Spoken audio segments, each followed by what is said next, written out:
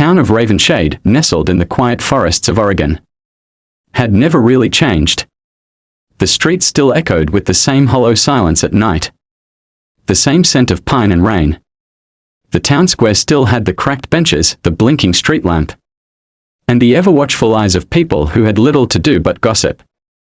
Ethan Blake stood near the old train station, a worn duffel bag over his shoulder. It had been 6 years since he left.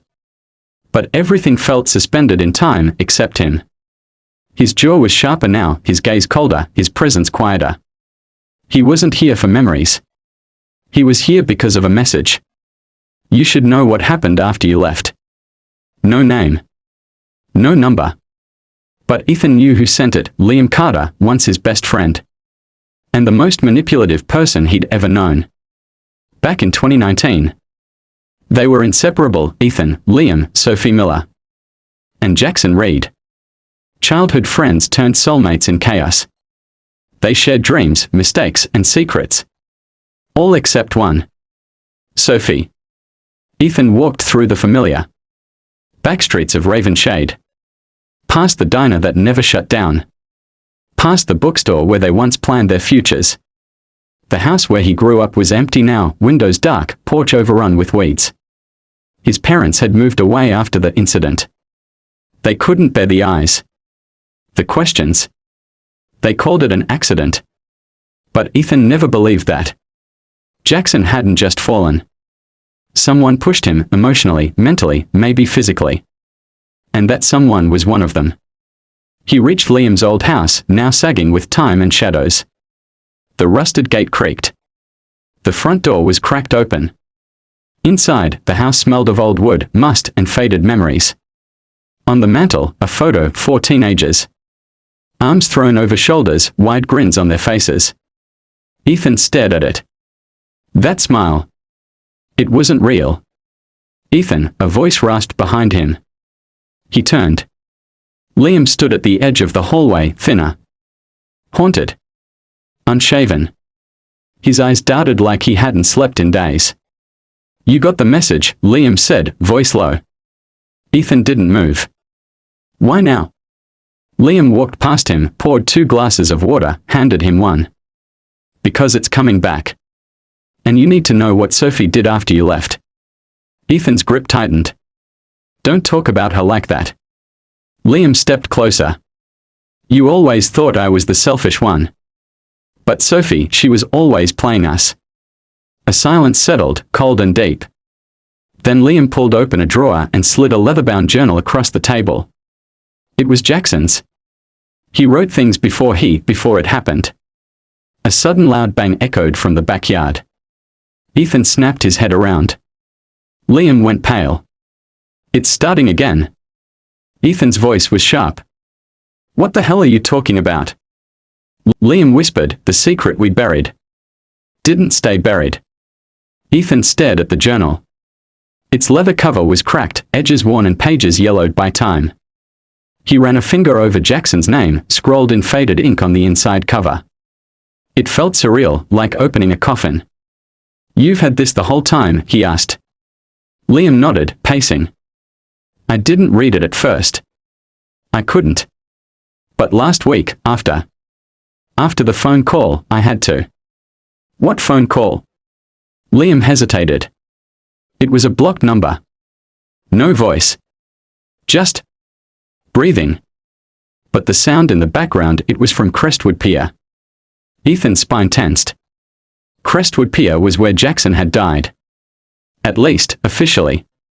Fell from the railing at night, snapped his neck on the rocks. No witnesses. No footprints. Just a town eager to move on. Are you saying someone was there? Ethan asked. Liam nodded. And they knew I'd recognize the sound, the wind chimes. The pier has those old metal ones hanging from the lifeguard shack. They only sound a certain way during storms. Ethan opened the journal. January 3rd, 2019. Liam's hiding something.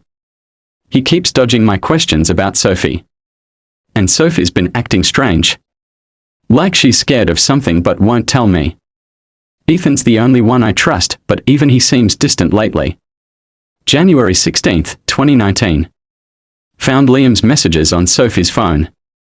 She doesn't know I saw. But I know now. He was trying to turn her against us. Against me. Ethan looked up, jaw clenched. What the hell was this, Liam? Liam looked away. He thought I wanted Sophie. I didn't. I didn't want her with him. He was spiraling, man. Getting paranoid. Talking about how someone was following him. He thought Sophie was setting him up. Was she? Ethan asked. Liam's silence was louder than any answer. Ethan continued reading. February 2nd, 2019. I'm done with all of them. I overheard them at the diner. Laughing. About me. About how they'd handle me if I became a problem. If I disappear, it wasn't an accident. Ethan's hands trembled. Why didn't you show this to anyone back then? Because I didn't believe it at the time. Liam snapped. I thought he was having a breakdown. And maybe he was, but maybe we pushed him there. A heavy silence fell between them. Then Ethan asked, "Where's Sophie?" Liam hesitated. She moved to Brighton, England, right after the funeral. Cut all contact. I didn't hear from her again until a week ago. What happened a week ago? She emailed me. Ethan's eyes locked onto his. What did she say? The email was short. I know what you did. I kept the footage. If he's back in town, we are all in danger. Don't contact me again. Footage. Ethan whispered there was footage of that night. Liam didn't answer. He didn't have to. Suddenly, the wind slammed a door somewhere in the back of the house. Both men jumped. Ethan moved to the window and looked out. A figure stood near the trees behind the house, dark hoodie. Face obscured. Motionless. Liam, Ethan said, voice low. We're being watched. Liam backed away, panic rising in his throat. Ethan stepped forward, yanked the curtain back fully.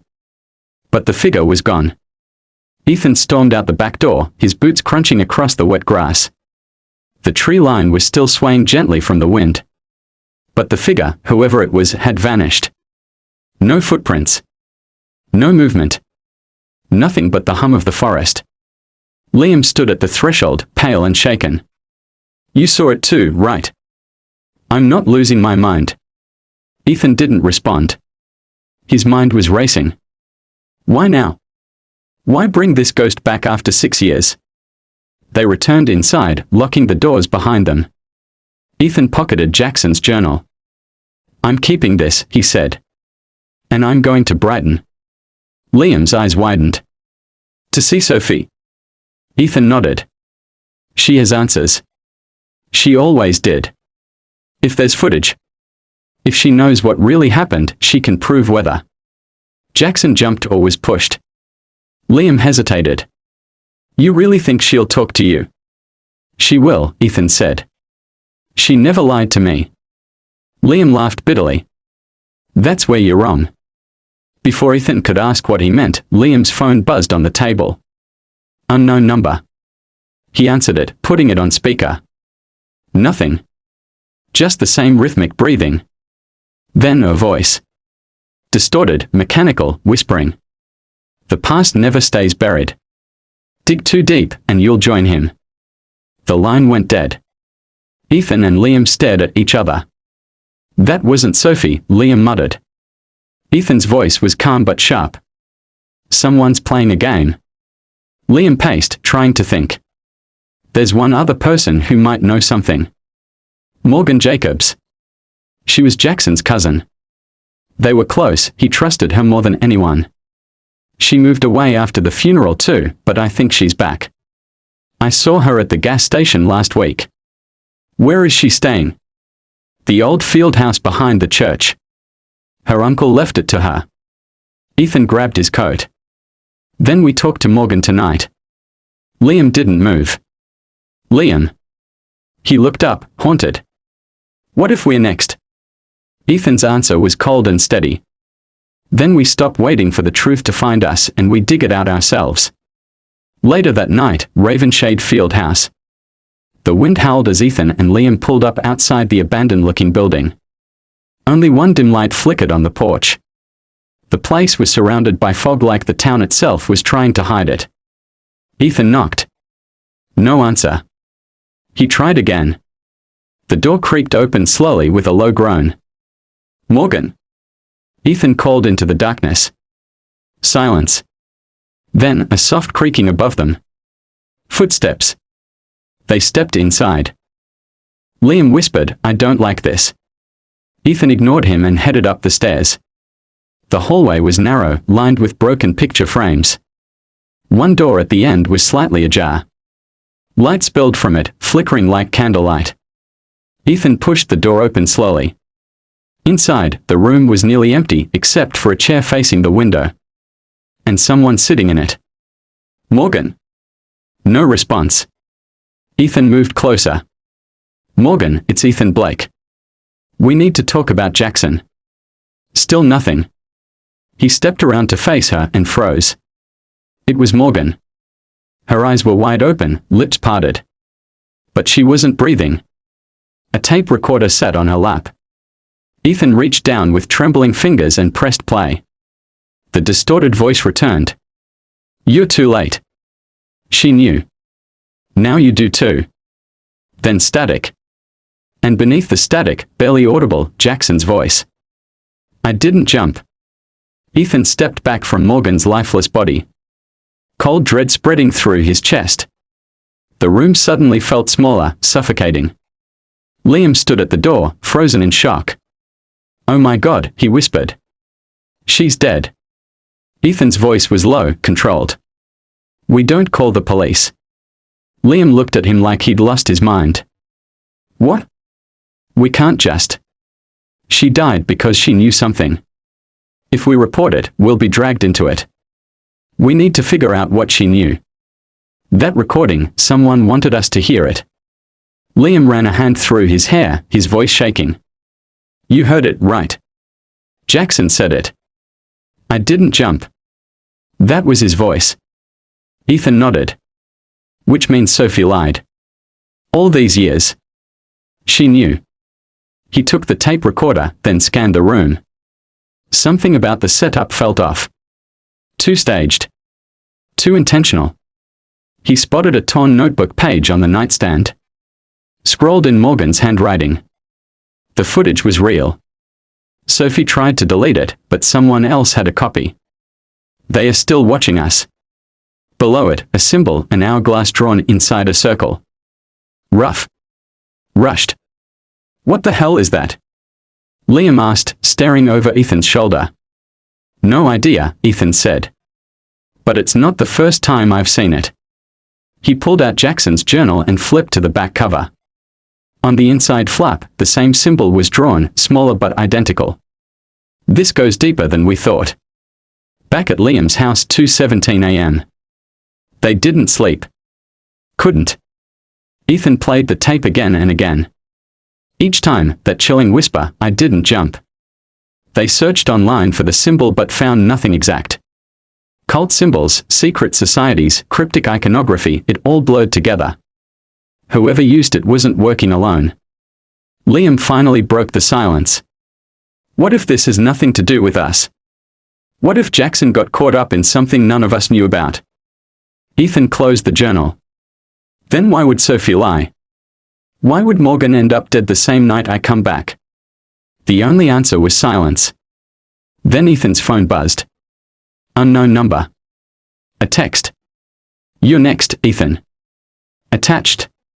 A grainy photo taken from behind him and Liam. Sitting on the couch just seconds earlier. Ethan jumped to his feet and spun around. The windows were dark. Curtains drawn.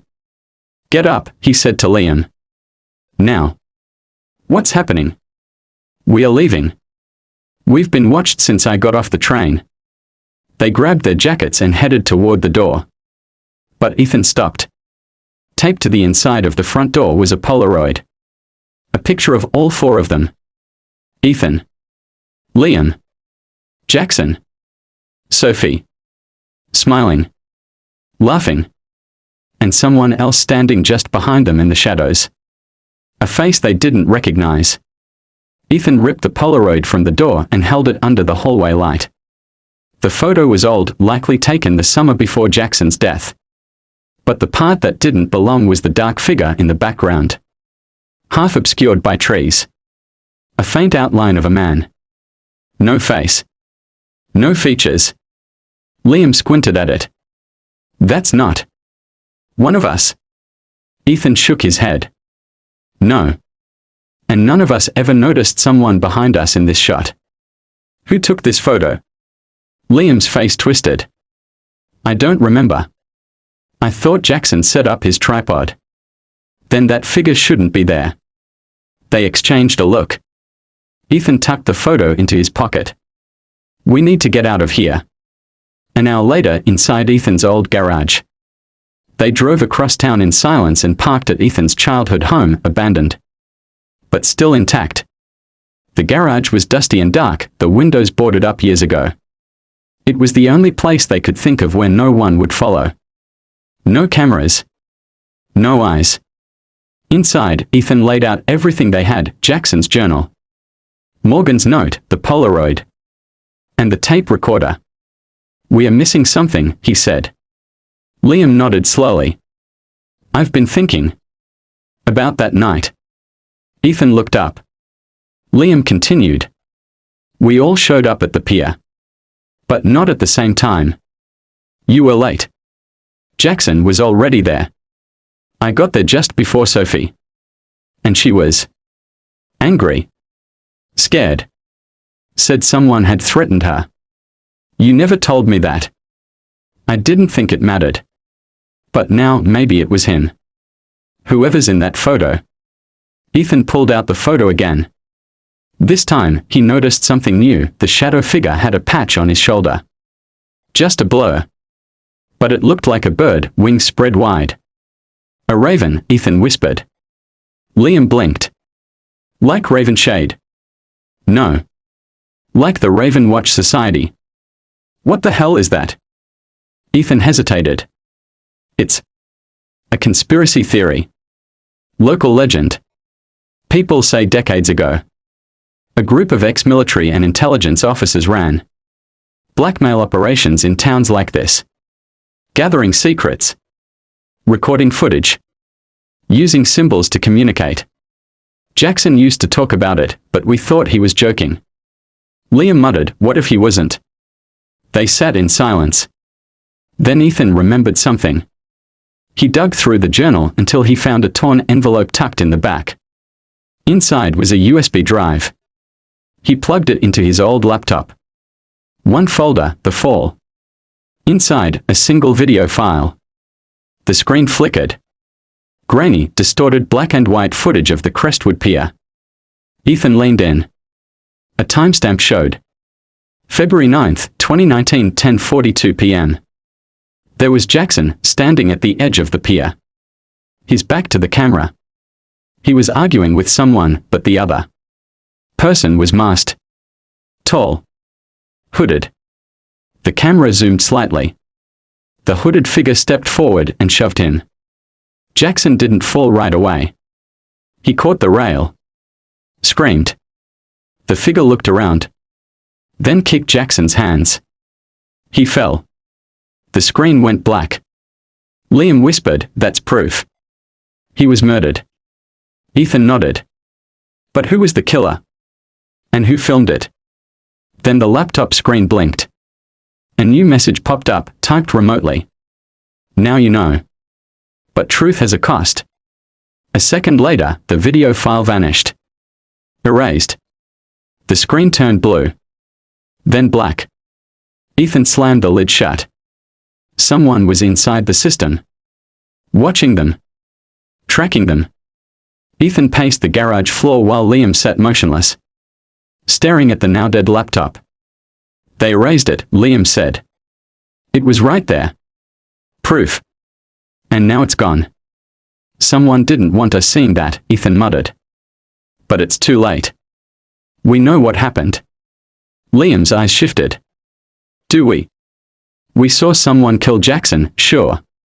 But who? And why? Ethan opened Jackson's journal again, flipping to the last page. There was something scribbled in the corner, barely visible. Hidden beneath folds. OS controls the town. They have footage of everyone. No one's clean. Even Sophie. OS, Liam whispered. Raven Watch Society. Ethan nodded slowly. If Jackson was right, they've been operating in Ravenshade for decades. Watching people. Recording their secrets. Maybe Jackson found something he wasn't supposed to. And they killed him for it. A sudden bang outside made them both jump. A car door. They exchanged looks. Ethan grabbed a crowbar from the tool bench and motioned for Liam to stay quiet. He crept to the garage window and carefully peeled back a slat in the boarded wood. A black SUV idled at the edge of the driveway. Tinted windows. Engine running. The driver's door opened, but no one stepped out. Then the passenger door opened.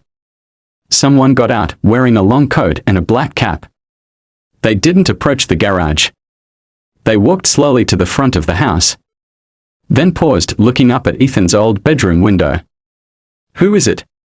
Liam whispered. No idea, Ethan said. But they are not here to talk. He grabbed the journal, the tape, the Polaroid, everything, and stuffed it into a backpack. We are leaving. Now. They slipped out the back, cutting through overgrown weeds and climbing over a neighbor's fence. The night air was heavy, damp, and filled with static. Somewhere nearby, a siren wailed, distant, then fading. Sophie placed the hard drive on the table like it was a live explosive. Ethan stared at it. What's on it? She lowered her voice. Everything. Raven Watch operations. Blackmail footage. Names. Dates. Even videos of Malcolm. Ray is in meetings he never wanted. Recorded. Liam moved closer. Why didn't you give this to the police? Sophie gave a bitter laugh. You think the police aren't in on it? Half this town is owned by Reyes. Judges, officers, council members, they've all made deals. Ethan leaned forward. So why show us now? Because you're the only ones left who might be able to end it. A loud crack echoed outside. They froze. Sophie ran to the nearest boarded window and peeked through a gap. They found us. Ethan grabbed the drive and shoved it into his backpack. We have to move. Now. Liam looked panicked. We can't just keep running. Sophie looked at him. Then stop running. And start fighting. An hour later, edge of town, old water treatment plant. Sophie led them to a long-abandoned facility on the edge of the river. Rusted gates, ivy-covered walls, and rotting equipment surrounded the main structure. She typed a code into a hidden keypad under a loose brick, revealing a small reinforced hatch. You've done this before, Ethan said. She gave him a grim look. This is where Jackson and I plan to leak the footage. Before they found out. The hatch opened into a narrow stairwell that led down to an old surveillance bunker. Monitors lined the walls, dusty but still functional. Old files. VHS tapes. Hard drives. Cabinets labeled with town names, dates. Liam stared in disbelief. What is this place? Sophie exhaled. Raven Watch's archive. Jackson found it. He was going to go public. I told him to wait, but he didn't. Ethan connected the hard drive to a monitor.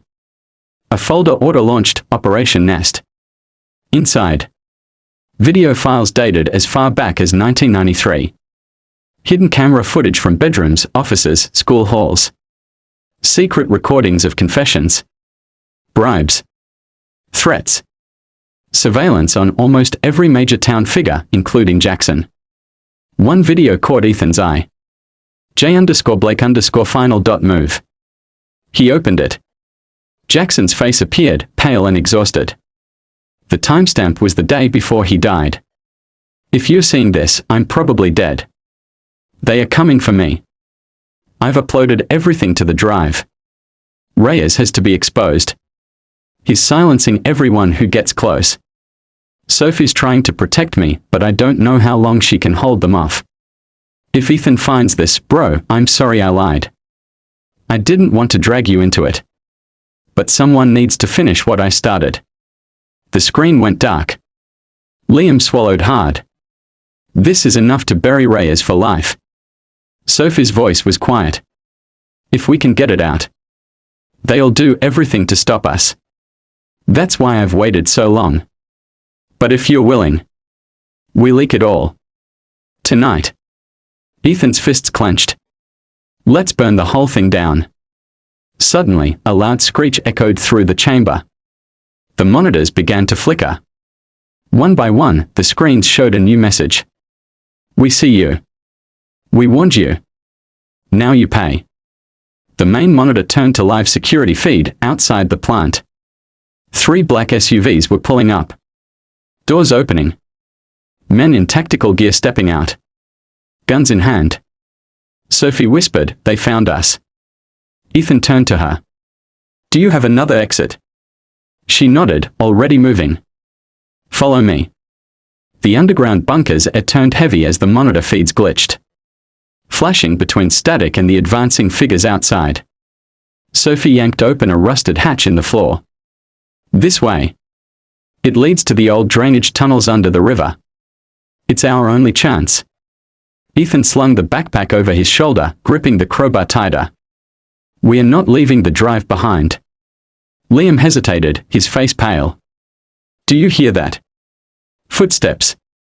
Close. Boots thudding against concrete above them. "Move," Sophie hissed. They scrambled down the narrow hatch. A short ladder led to a low tunnel, barely lit by faded emergency bulbs.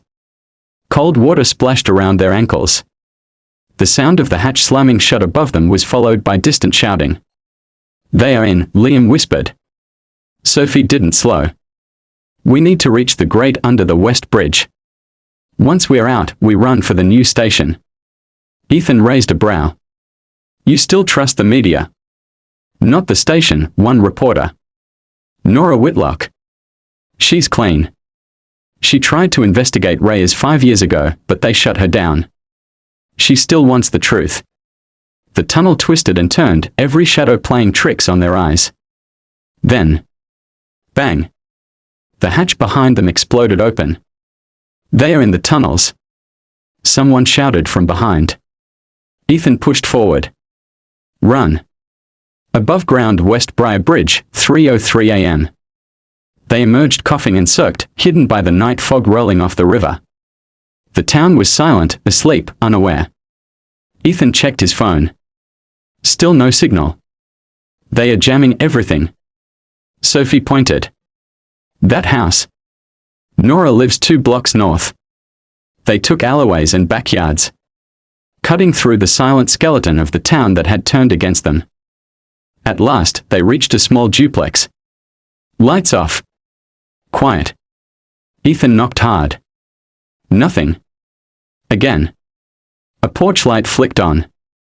A woman opened the door slightly, one hand gripping a baseball bat. "Who are you?"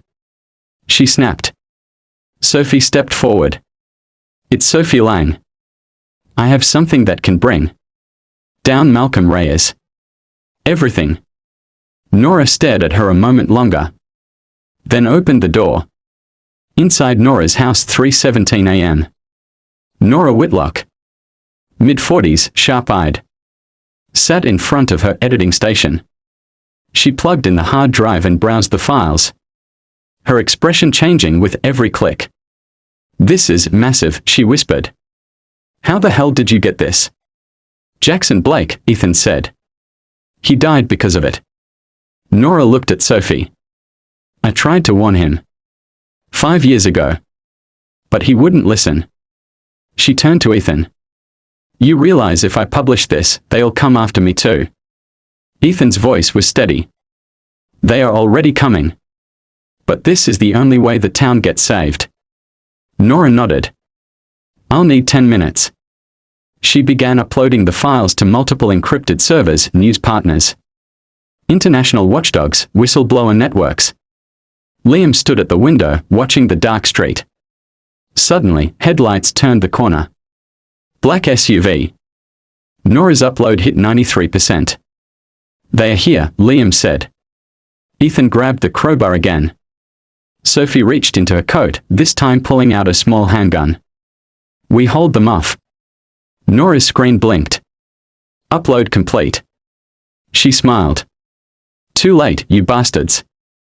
The front door exploded open. Flashbang. Screams. Gunshots. Ethan tackled Liam to the ground as the room burst into chaos. Sophie returned fire, hitting one of the masked men before a bullet grazed her shoulder.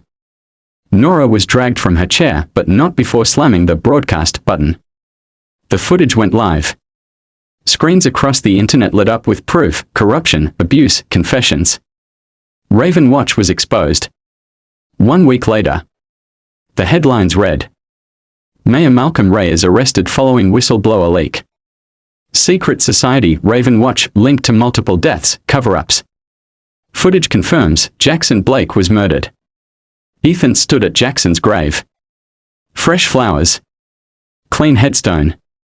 He placed the photo, the one with the shadowy figure, on the stone. Rest now, brother, he whispered. It's over. Sophie stood beside him, her arm in a sling. Liam approached with coffee for them both. Ethan turned and looked toward the horizon, where Ravenshade's skyline now stood a little less heavy. But deep in the woods, beneath another crumbling estate. A blinking light. A single monitor. A new message. You cut one head. 2 more grow. 3 months later, Ravenshade. The storm had passed. Mayor Malcolm Reyes was awaiting trial, and with him, the Raven Watch Society's deepest secrets had spilled into the light. National media circled Ravenshade like vultures. But underneath the noise, the town had started to breathe again. Corrupt officers were suspended. Judges removed. For the first time in years, people dared to speak up. But for Ethan, the air still felt heavy. Sophie's apartment downtown. Ethan stepped into Sophie's apartment with 2 coffees in hand. She sat at the window, shoulder heeled, scrolling through endless articles on her tablet. They are saying Reyes might take a plea, she muttered. Avoid a life sentence. Ethan set the coffee down. Doesn't matter. Everyone knows now. Sophie gave him a faint smile. And Jackson? Ethan looked out the window. He's the reason this ended. But he won't get credit. She nodded. Heroes don't always wear capes. Sometimes they get pushed off piers. They sat in silence. Then Sophie slid over a folder. Nora dropped this off this morning. From an encrypted server. She said it was set to auto-send if anything happened to her or us. Ethan opened it. Inside, a list of names. Dozens. Some crossed out. Others circled. At the top, Secondary Cells Raven Watch International. Liam walked in, overhearing the last words. Wait, there's more of them. Sophie nodded grimly. What we exposed here, it was just one chapter. There are others. Other towns. Other societies. Same methods. Same blackmail. Ethan stared at the list. Cities in the US, the UK, even South Africa and France. Raven Watch wasn't a town secret. It was a global web. Liam let out a breath. So what now? We start again. Ethan slowly folded the paper and slipped it into his jacket. We don't run. We don't hide. We hunt. 1 week later, Jackson's grave. They stood at the grave again. This time, a new plaque had been added. Jackson Blake. Truth Seeker. Brother. Hero. Gone, but not forgotten. Ethan placed a small raven figurine on the stone, its wings clipped. I used to think exposing the truth would end the story, he said quietly. But now I know. It just starts a new one. Sophie looked at him. Are you sure you're ready for what's next? He turned to her. Eyes steady. Jaw set. Let's finish what Jackson started. Final scene, unknown location. A dark room. Another monitor. Another masked man. Watching. Listening. Recording. He leans forward, whispers into a headset. They've moved. Targets identified. New cell engaged. The screen blinks. Operation Nest, Phase 2. Then darkness.